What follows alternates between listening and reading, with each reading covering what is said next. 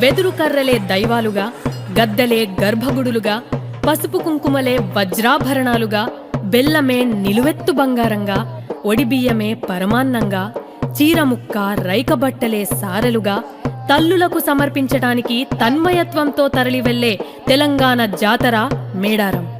వనదేవత, మనదేవత, జనదేవత అంటూ నమ్మకాన్ని నింపుకొని కోట్లాది మంది భక్తులు కదిలే జాతర మేడారం.